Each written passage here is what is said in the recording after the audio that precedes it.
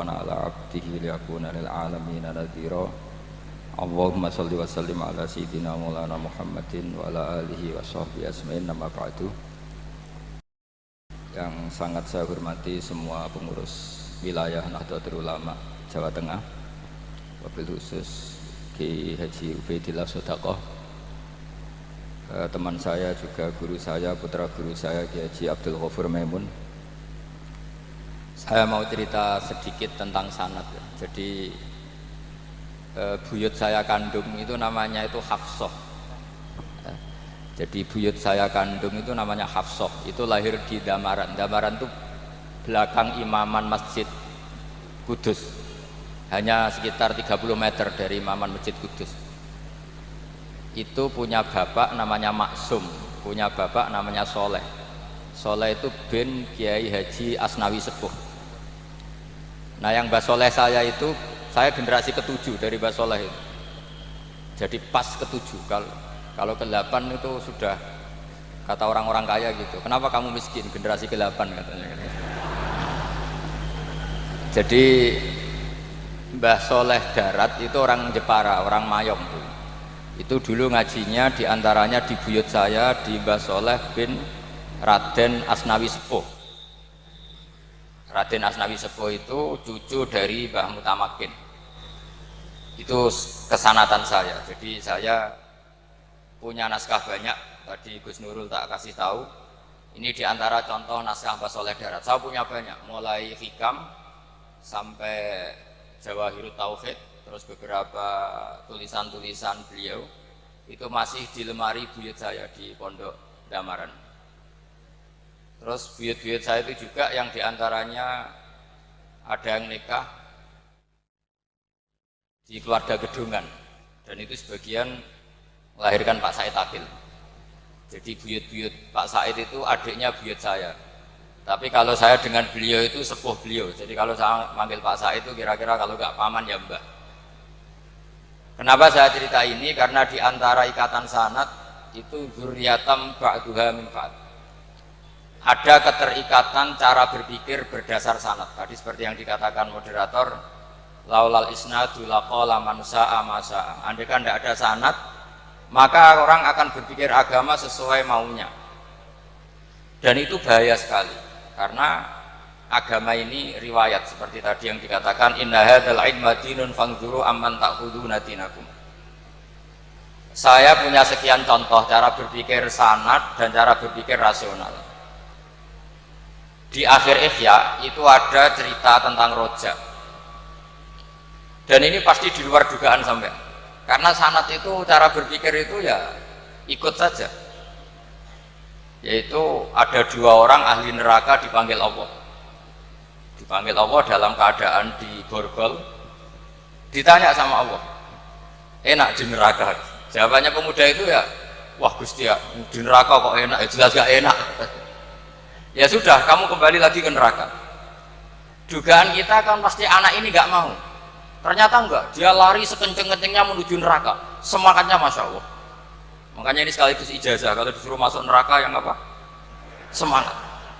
Oh itu Tuhan akhirnya tanya, loh kamu tak suruh ke neraka kok semangat? Gusti, saya ini sudah kapok. Ketika di dunia kalau jenengan nyuruh sholat saya lelet, jenengan menyuruh kebaikan saya lelet. Sebagai bentuk kapok saya, dengan menyuruh saya ke neraka saya semangat supaya saya nurut. Barokahnya semangat menuju neraka, ya sudah di surga saja. Ya, makanya ini nanti kalau kamu disuruh masuk neraka yang apa? Semangat. Karena kita di dunia itu ada di akhir Ihya. Artinya itu kan di luar dugaan kita. Cara berpikir seperti itu di luar dugaan kita. Akhirnya dia jadi ahli jannah. Cerita kedua ya masih di bab yang sama. Yang satu disuruh enak di neraka, ya enggak Gusti. Sudah kembali lagi ke neraka. Si orang ini tolak itu. Tolak. Terus ditanya sama Allah, kenapa tolak? Ya Allah, ketika engkau memanggil kami ke surga, saya tidak pernah ngira kalau akan engkau kembalikan lagi ke neraka. Ya sudah, kamu di surga saya karena husnudzon sama saya. Ini berarti ada 2 sanad. Lucunya sama-sama benar. Yang semangat ya benar, yang lelet juga benar. Maka kamu punya 2 pilihan. nanti kalau disuruh masuk neraka bisa semangat, bisa apa? Lelet. Dan semuanya nanti di surga. Artinya begini, sanad itu apa ya? Enggak yang kita duga. Makanya saya mohon siapapun yang mencintai agama ini harus banyak baca. Jangan nuruti emosi, kemudian emosi itu di atas namakan agama. Di Sahih Muslim itu ada cerita, ini termasuk hadis pegangan kan Sahih Bukhari Muslim. Itu ada cerita seorang sujud sama Allah itu kan banget baiknya, sangat baik.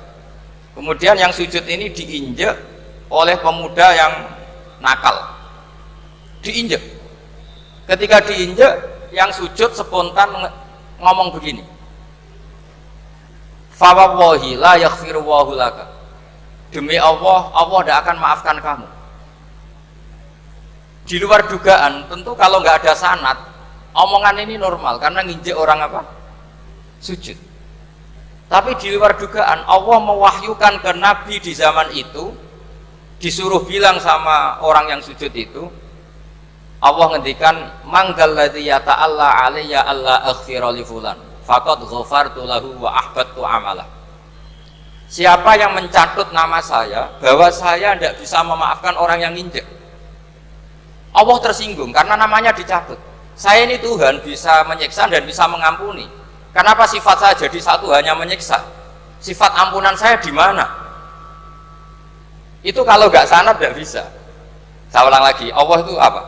Zat yang bisa yaghfiru liman yasha wa yu'adzibu may yasha. Tapi orang yang sujud ini hanya mensifati Allah satu, yaitu Allah pasti menyiksa.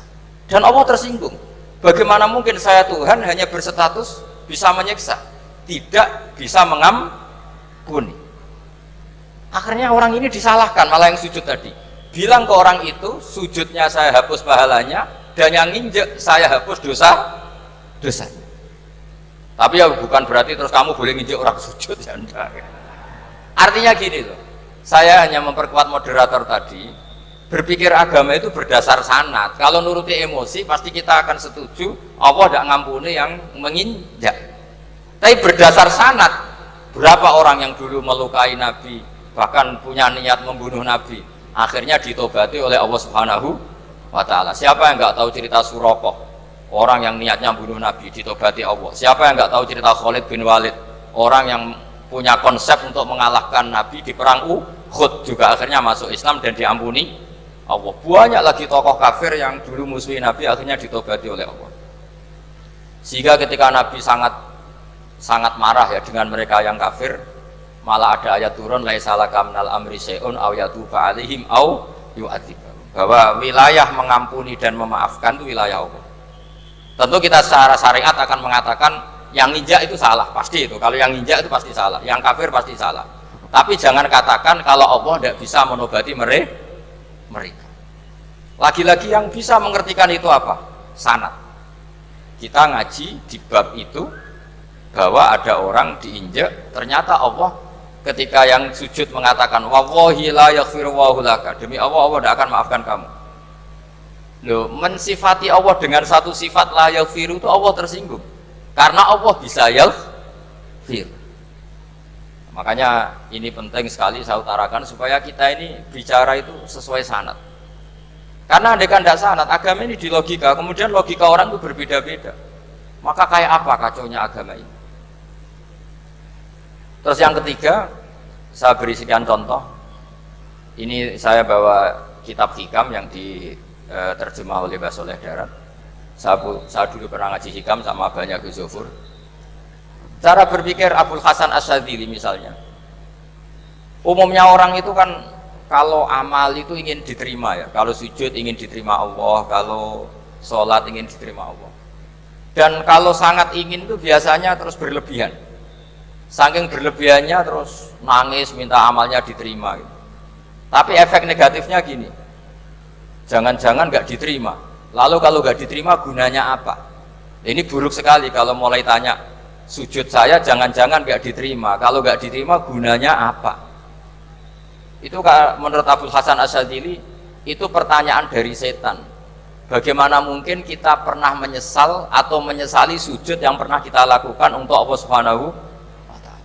Wong dadi kawulane Allah, wis dikai bumi, dikai oksigen, dikai rezeki, tahu sujud, bareng dikasih tahu Jibril, sujud kamu gak diterima. Wah, getun aku sujud be Allah. Masa sujud sama Allah getun. Maka kata Abdul Hasan As-Sadili begini, kafa bika jazaan an radiyaka laka ahlan. Cukup sebagai balasan dari Allah yang luar biasa, kamu ditakdir sujud. Woi, keren. Coba kalau kamu nanti ketemu Allah, ada orang yang sama sekali di bumi gak pernah sujud, lalu kamu ketemu Allah sujud berkali-kali, kemudian dapat kabar kalau sujud kamu gak diterima. Pantas mana kira-kira? Pantas yang pernah sujud apa pantas yang gak pernah sujud?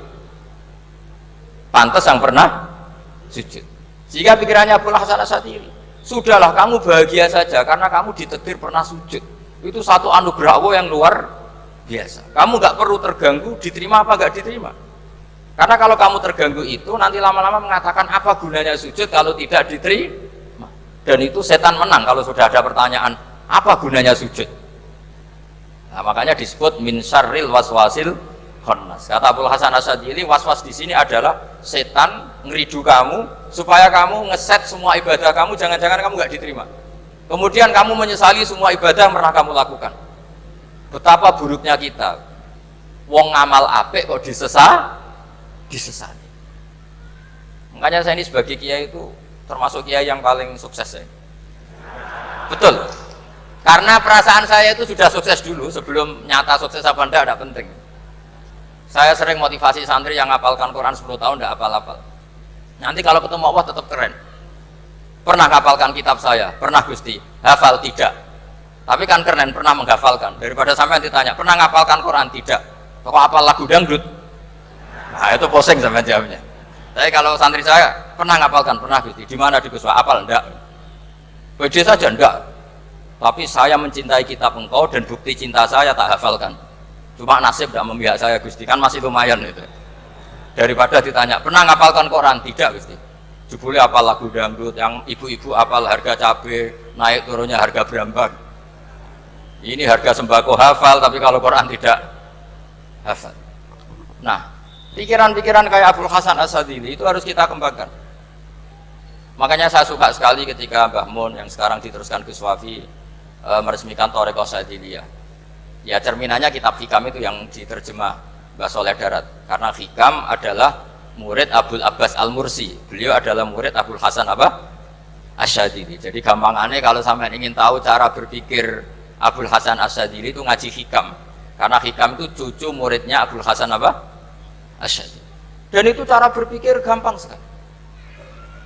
Misalnya hubungan dengan Allah, ilahi kullama akhrosani lu'mi antokoni karomuka. Ya Allah, ketika saya terbungkam oleh kesalahan-kesalahan saya, sampai saya ini merasa tidak pantas minta, tidak pantas memohon sama engkau karena dosa saya banyak. Tapi kata beliau, antokoni karomuka, tapi saya berani melafadzkan doa itu berdasar rahmat kamu tidak terbatas. Dan itu indah sekali kata-katanya, ilahi kullama akhrosani lu'mi antokoni karomuka. Jadi kulama akhrosa sekirane bungkam disoni ingsun apa lungi sifat elek ingsun antoko mongko dadekno iso ngucap niki ingsun apa karomuka sifat lomane dunia. Dan itu dipraktekkan semua ulama. Ya nafsula taknati min zallatin azumat innal kaba'ira fil kufrani kalamami. Jadi yang seperti yang dikatakan tadi Gus Ubaidillah tadi, ya sudah, kadang ada Baron saya, ada Busiri, saya tidak tahu karena bacanya innal kaba'ira fil ghufrani kalamami la'alla rahmata rabbihina yaqsimuha ta'ti ala hasabil isyani fil kisami. Itu ada orang terlalu fanatik kebaikan datang ke Abdul Hasan As-Sadili gerutu karena dunia ini sudah kacau balau, banyak maksiat, banyak macam-macam. Apa jawabnya Abdul Hasan As-Sadili? Man ahabba alla yusawahu fi ardi faqad ahabba alla tadhara maghfiratu. Jadi malah dibalik. Kalau kamu ingin dunia ini steril, nggak ada apa-apa, berarti kamu tidak suka akan kelihatan maghfirahnya. Oh. Jadi sanad-sanad seperti ini harus kita jaga. Meskipun tidak kita manfaatkan untuk kepentingan hadun nafsi, tapi kita jaga. Jika kita jadi orang itu tidak terlalu sepaneng dengan pikiran kita bahwa maksiat itu pasti mendatangkan azab. Kok kamu katakan pasti, itu buktinya apa? Maksiat itu salah, kalau salah harus istighfar. Maksiat itu salah, tapi Allah bisa saja mentobati yang maksiat kemudian jadi orang baik, karena Allah tetap bersifat yaghfiru liman yasha wa yu'adzibu may yasha. Kok kamu katakan pasti itu sanadnya dari mana? Jadi ini pentingnya